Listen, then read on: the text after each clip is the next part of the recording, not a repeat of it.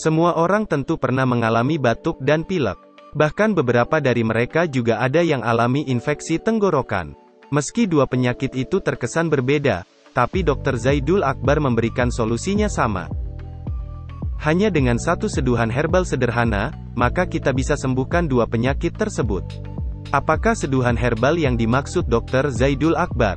Batuk, pilek hingga infeksi tenggorokan, terjadi karena kita terpapar virus yang khusus menyerang saluran pernapasan.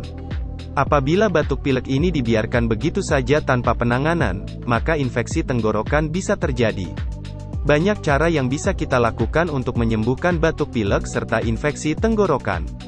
Sebagian besar dari kita bisa menanganinya dengan mengonsumsi obat-obatan yang ada di apotek. Namun demikian, ada seduhan herbal yang bisa membuat penyakit ini bisa pergi, kata Dr. Zaidul Akbar. Seduhan herbal ini telah sejak lama dipercaya bisa menjadi penyembuh alami untuk masalah kesehatan. Ada bahan anti-infeksinya itu, bisa untuk infeksi tenggorokan, lagi batuk pilek bisa pakai itu, ujar Dr. Zaidul Akbar. Penggagas jurus sehat Rasulullah itu lantas membongkar bahan herbal yang bisa atasi batuk pilek dan infeksi tenggorokan. Cukup dengan 3 bahan saja, yaitu kapulaga, daun mint, dan cengkeh. Pengolahannya sendiri bisa dengan menyeduh 3 bahan herbal tersebut sekaligus. Gampang aja, ambil cengkeh, ambil kapulaga, kasih daun mint sedikit, kasih air panas, jadinya teh daun mint, kata Dr. Zaidul Akbar.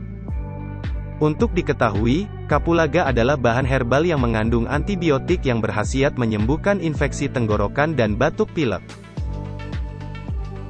Terima kasih sudah menonton video ini sampai habis. Jangan lupa klik tombol like dan subscribe serta hidupkan loncengnya agar tidak ketinggalan video terbaru di channel ini. Sampai jumpa di video selanjutnya.